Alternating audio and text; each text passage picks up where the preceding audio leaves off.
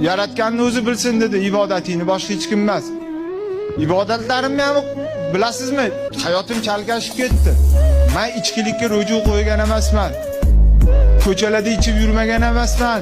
Otam aytganlar, ichib bir narsa qilsang, o'g'lim Xudo ko'rib turibdi, meni aldab oyoqda ichadigan bo'lsang, men rozi emasman.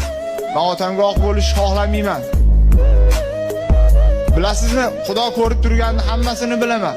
Yomon gap haqiqatda uzun ketadi. Yaxshi gap qisqaroq bo'ladi.